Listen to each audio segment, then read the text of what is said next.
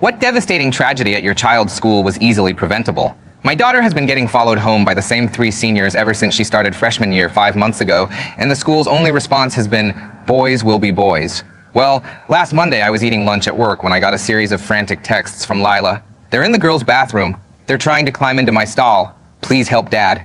I'm so scared." I knocked my chair over getting up. Phone already dialing the school as I sprinted through the parking lot. Secretary's desk. How can... My daughter is in the bathroom. 3 seniors are climbing into her stall. The secretary paused. "Which bathroom?" I put the key in and started speeding immediately. "3rd floor, I think. I don't know. Just find her." The secretary wasn't speaking. "Her name is Lila Clarks. They're attacking her right now." "Sir," she started. "Unfortunately, the rules state I cannot leave my secretary desk unattended, and the principal is unavailable on her lunch break right now." I practically screamed this next part into my phone. "Are you stupid? What are you talking about? Go to the bathroom now." "Sir," she said like she was talking to a child, "please refrain from using vulgar language. They're climbing into my daughter's stall. I'll make a note for when the principal returns."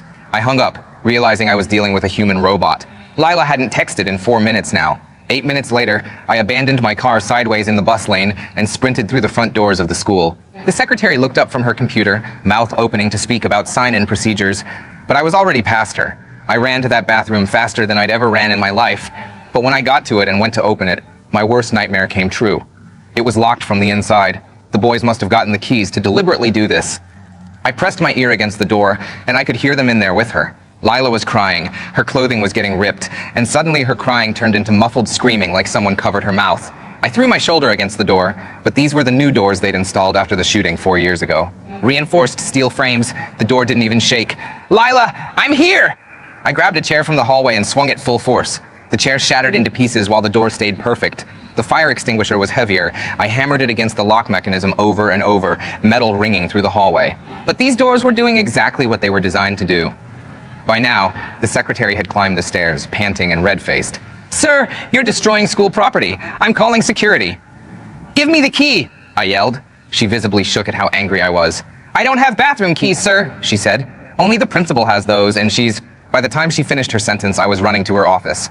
I finally reached it, and through the window I saw her at her desk, eating a salad while scrolling through her phone. I pounded on her door hard enough to shake the wall. She looked up slowly, held up 5 fingers, mouthed, "5 minutes," pointed to her food, and went back to scrolling. That's when the security guard appeared behind me, hand on his radio. "Sir, you need to calm down." But I didn't. I picked up another chair. The principal saw me raise it, and her eyes went wide. I swung the chair through her window. Glass exploded everywhere. She screamed, dropping her salad. I reached through, unlocked her door from inside, blood from the glass cuts dripping on her carpet. "Sir, stop!" The security guard grabbed my arm, but I shoved him off and went straight for her desk, yanking open drawers until I found the key ring. "You're insane!" the principal shrieked. "I'm calling the police!" I ran back to the bathroom, keys jangling, leaving bloody handprints on the walls. But when I got there, the door was already open. The boys were gone, and my dear Lila was curled on the floor, her skirt torn, her lips bruised, her hair covered in white sticky liquid, and her shirt unbuttoned and bra torn. I immediately pulled out my phone to call 911, kneeling beside Lila, taking off my jacket to wrap around her when the principal rushed in with the security guard. "You assaulted me!" The principal's voice was shrill. "Jim, he could have killed me with that chair!" I was talking to the dispatcher, one hand holding the phone, the other stroking Lila's cheek as she choked out blood and tears. The principal kept going, pacing now, gesturing wildly. "You've traumatized my entire staff." She pulled out her own phone. "Every student on this floor saw you acting like a maniac. That's 200 children who'll need counseling." The security guard was filming everything. "This is going to be on the news," the principal continued, now talking to someone on her phone. "A parent going psychotic, destroying property, creating an unsafe learning environment. Our insurance doesn't cover parental attacks. The superintendent is going to..." "Yes, hello?" She suddenly interrupted herself. "We have a violent intruder who threatened me with a weapon." She gave my physical description and described the premeditated assault. She never mentioned the 3 boys or why I did what I did. When the police arrived 4 minutes later, she pointed at me first. "That's him, the one who attacked me." 2 officers moved toward me while 2 more pushed past to get to Lila. The first officer put his hand on my shoulder and started guiding me away from my daughter. I tried to explain about the 3 boys, but he just said we'd talk at the station. My hands were still dripping blood from the window glass onto the bathroom floor. The paramedics rushed in with their bags and went straight to Lila, who was still curled up on the cold tiles. They started checking her over, and one of them called for a gurney while I watched from the doorway with the officer's hand still on my shoulder. The principal was already talking loudly to another officer about how I'd gone crazy and attacked her office. She kept pointing at me and using words like violent and unstable, while Jim held up his phone to show the video he'd taken. Nobody asked about the 3 boys or why I'd been trying to get into this bathroom in the first place. The paramedics lifted Lila onto the gurney and covered her with a white sheet while she kept her eyes closed tight. I moved to follow them, but the officer blocked my path. He told me I was detained for assault and destruction of property. I watched them wheel my daughter down the hallway while I stood there helpless. The principal kept giving her statement to anyone who would listen while they put handcuffs on me right there in the hallway. Students were watching from their classroom doorways, and some had their phones out recording everything. The officers walked me past all those staring kids, and I caught one last glimpse of Lila on the gurney with a female paramedic holding her hand and talking to her softly. At least someone was being gentle with her while they treated me like a criminal. They put me in the back of the police car and drove me to the station while I kept asking about my daughter, but they just said to save it for the detective. At the station, they took me through the booking process with fingerprints and photos against the white wall. My hands were still bleeding, and they had to clean them before they could get good prints. When they finally gave me my phone call, I didn't waste it on a lawyer. I called the hospital to check on Lila, but they wouldn't tell me anything since I wasn't there in person.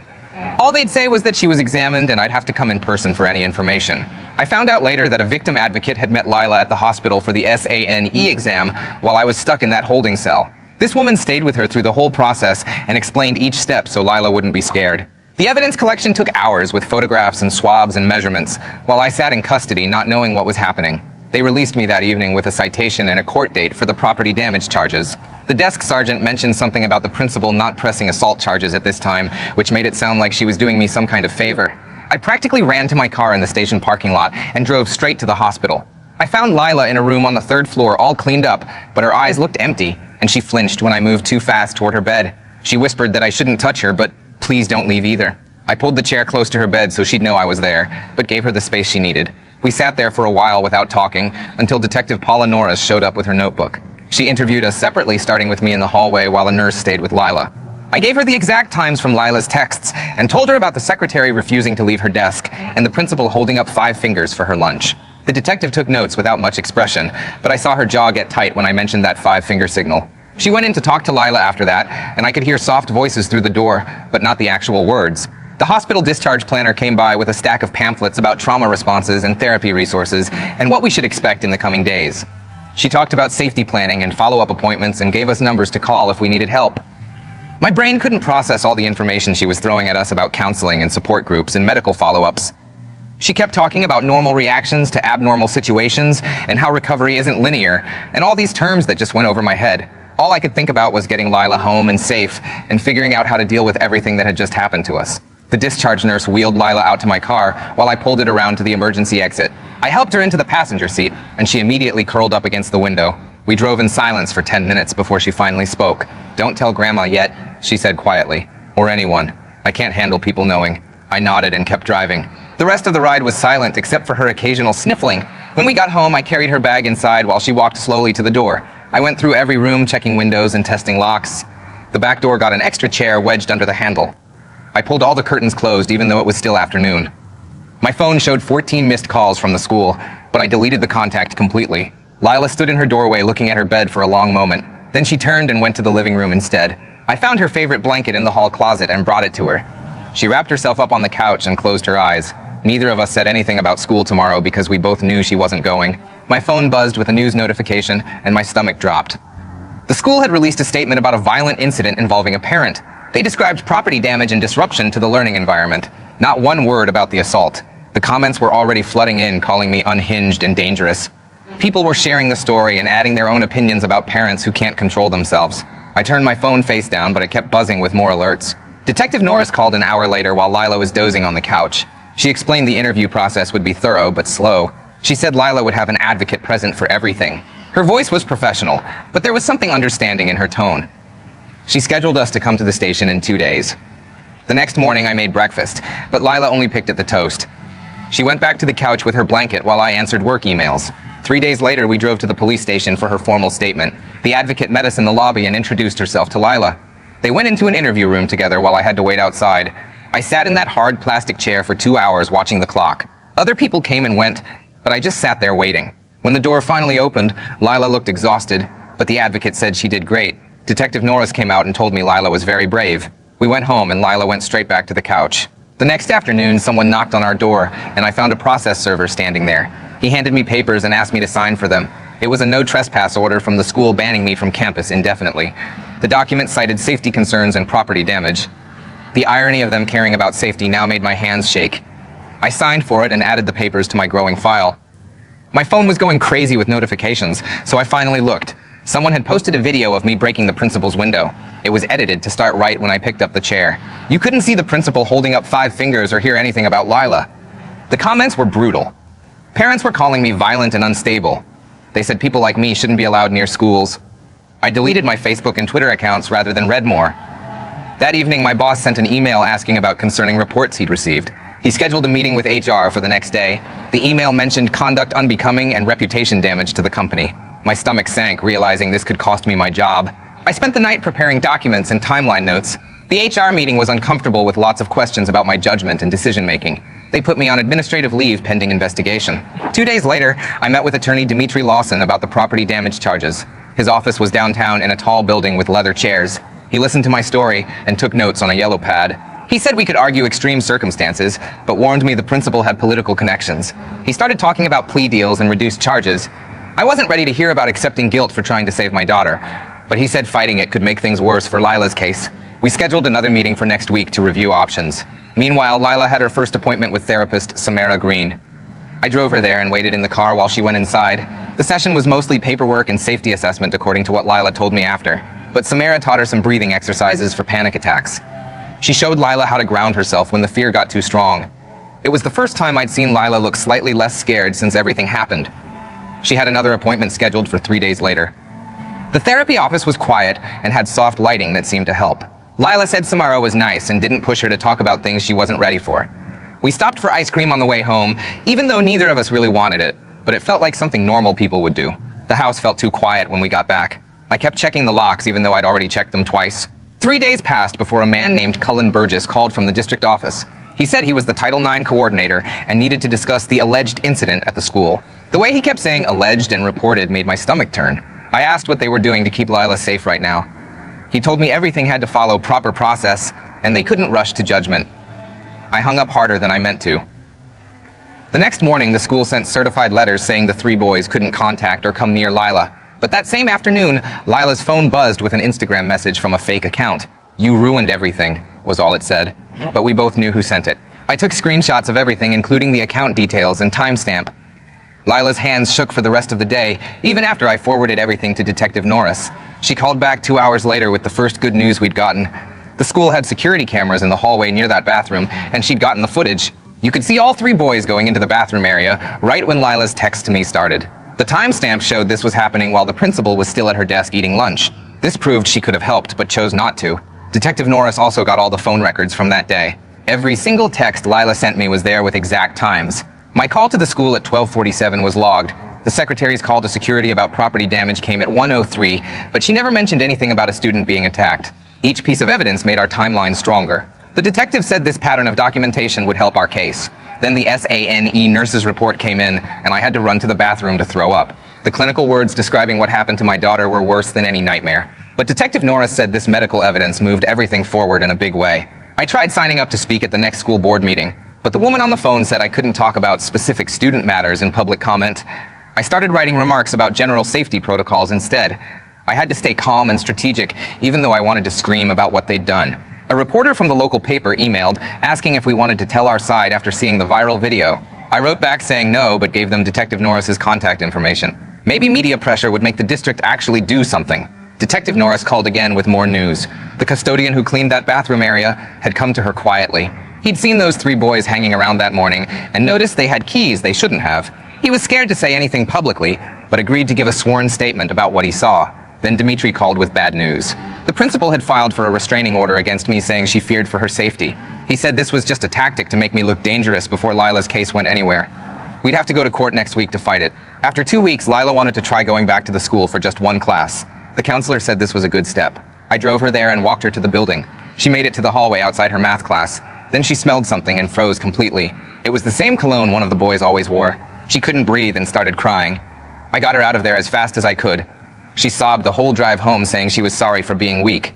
The counselor called later and said setbacks were normal, but it felt like we were moving backward. That night, I sat at the kitchen table going through all the evidence we'd collected so far. Phone records and timestamps and medical reports and witness statements. Each piece told part of the story of what really happened that day. The school kept saying they were investigating, but nothing seemed to change. Those boys were still walking around free while my daughter couldn't even walk down a hallway. The district sent another letter about their ongoing review of policies, but it was all empty words. They wanted this to go away quietly, but I wasn't going to let that happen.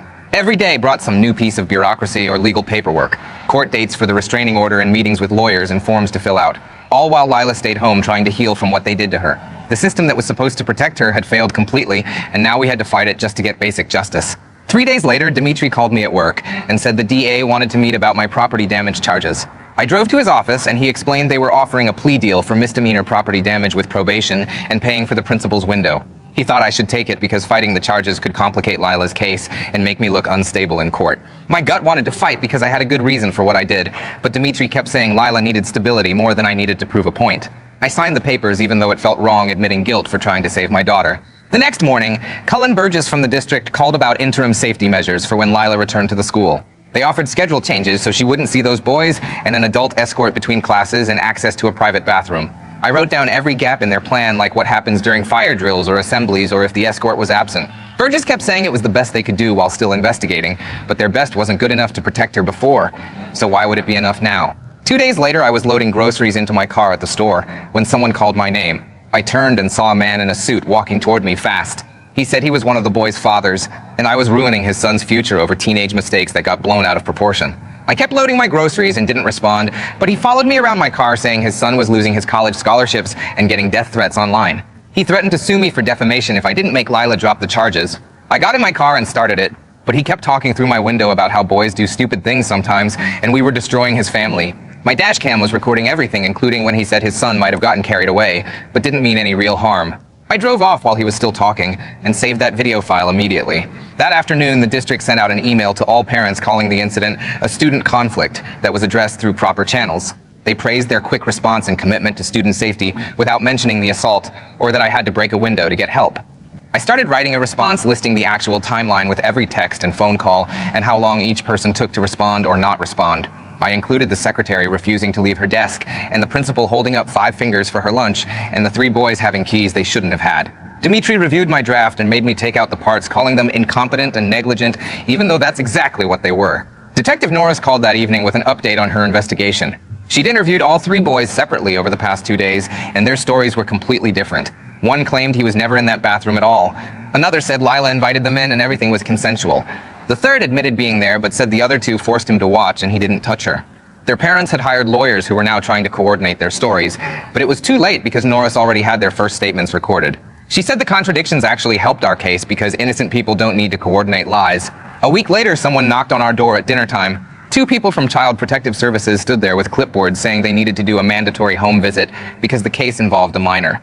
They walked through our house checking if Lila had a safe bedroom and enough food, and if I seemed stable enough to care for her. It felt humiliating having strangers judge our home, but the caseworker actually gave us helpful resources for trauma counseling and victim compensation funds. They determined Lila was safe, but kept the case open to provide ongoing support services. 3 weeks into therapy with Samara, something amazing happened. Lila slept through the entire night without waking up screaming or crying. She'd been using the grounding techniques Samara taught her, like naming 5 things she could see, and 4 she could hear, and 3 she could touch. That morning, she came downstairs looking rested for the first time since the attack. We celebrated quietly with her favorite blueberry pancakes and didn't talk about why it was special, but we both knew this was huge. Detective Norris had been busy with subpoenas and called with big news. She got the principal's phone records from that day, showing multiple calls coming in during her lunch break that she didn't answer. The records proved she was lying about not knowing there was an emergency. Her lawyer tried to argue the records were private and inadmissible, but the damage was already done because now everyone knew she chose her salad over student safety. The next Monday, Lila wanted to grab something from her locker, even though she wasn't going to classes yet. We went early before school started, and when she opened her locker, a piece of paper fell out. Someone had written that she was a lying whore who was ruining good kids' lives. She started shaking and couldn't breathe. I took photos of the note and marched to the office where they finally agreed to install more cameras near her locker and classroom areas. It wasn't enough, but it was something more than their previous nothing. The restraining order hearing came up the following week. The judge listened to both sides and ended up issuing mutual stay-away orders, criticizing both the principal's delayed response and my property damage. She said we both acted inappropriately, even though the situations weren't remotely comparable. Dimitri said afterward this was actually good, because the judge didn't label me as the sole aggressor, which would have hurt Lila's case. The principal had to stay away from us too, which meant she couldn't testify as easily about my behavior that day. It wasn't the vindication I wanted, but in this messed up system, it counted as a win. 3 days later, Cullen Burgess called me into an executive session at the district office where he sat with 2 lawyers and admitted the school hadn't followed any of the right steps when Lila reported the boys following her home months ago. They wanted to avoid a federal complaint and offered mediation instead of fighting us in court. Burgess kept rubbing his forehead and looking at papers showing all the times we'd asked for help and been ignored. The lawyers pushed a stack of forms across the table, offering counseling funds and policy changes if we'd sign away our right to sue. I took the papers home to think about it. But that same afternoon, Dimitri called with news that made my hands shake. Another girl's lawyer had contacted Detective Norris, saying those same 3 boys had cornered his client in an empty classroom last year, but she'd been too scared to tell anyone until she heard about Lila. The girl's statement described the exact same pattern where they'd follow her and make comments about her body before trapping her alone.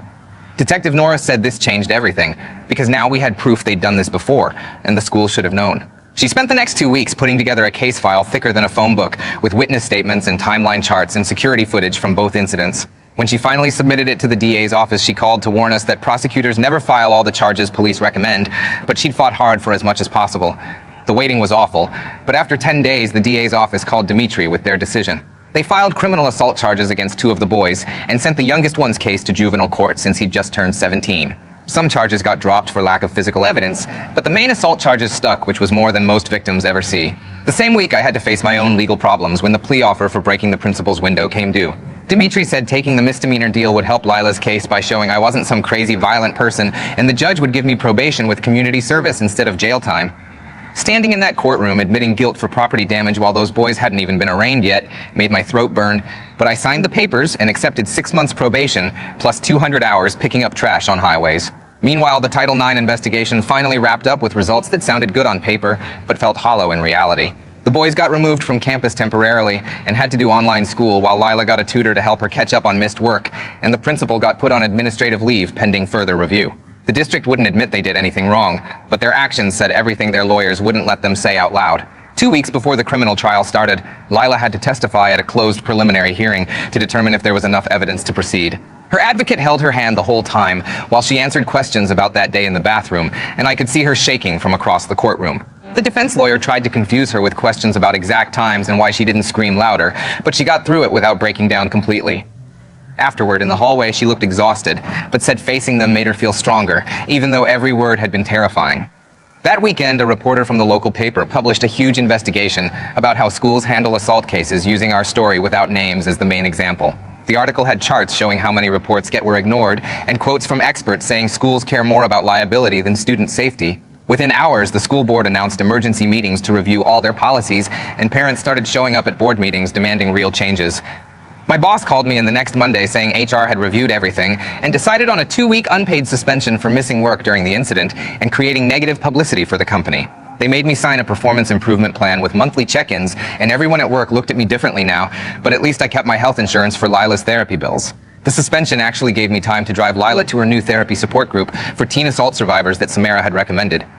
I waited in the parking lot reading emails on my phone while she went inside to a room with 5 other girls who understood what she'd been through without needing explanations. After an hour, she came out with red eyes, but something different in her posture, like she'd put down a heavy weight.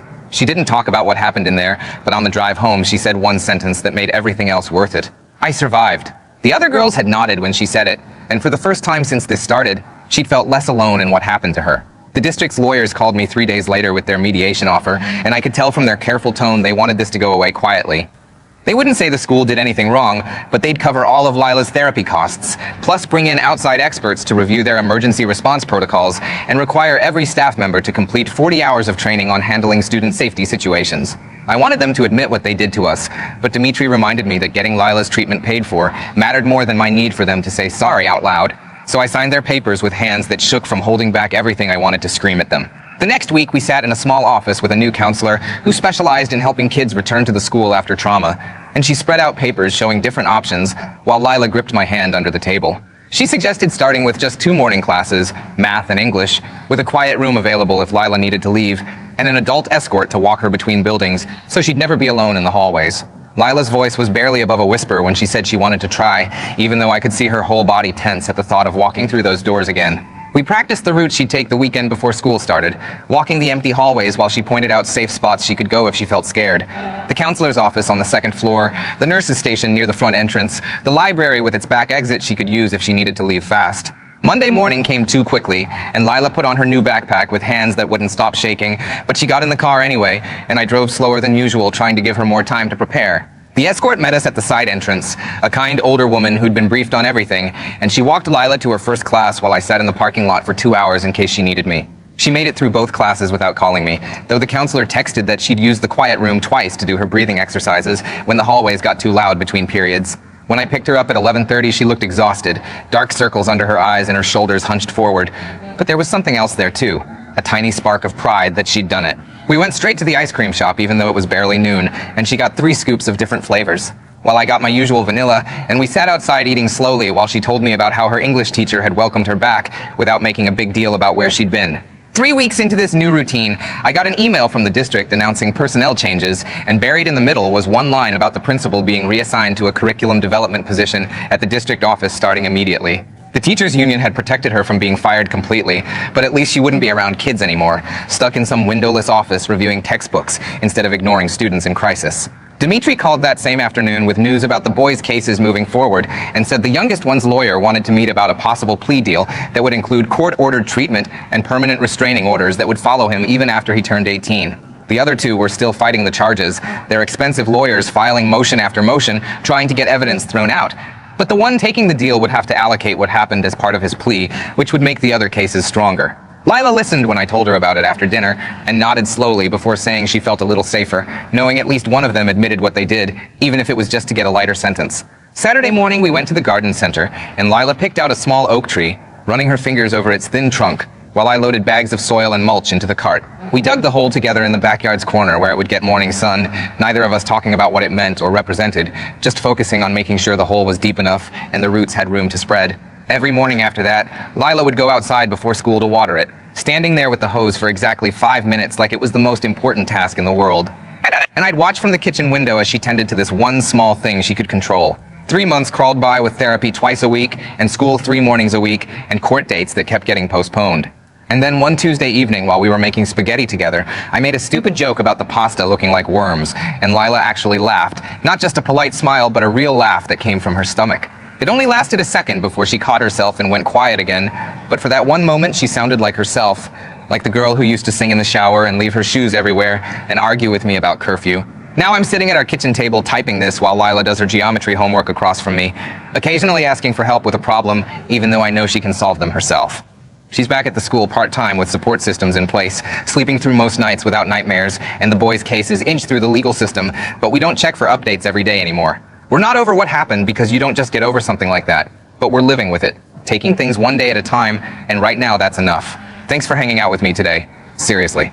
Life's always throwing lessons at us if we actually stop and pay attention. Until we cross paths again, my friend. If you made it to the end, drop a comment. I love reading all your comments.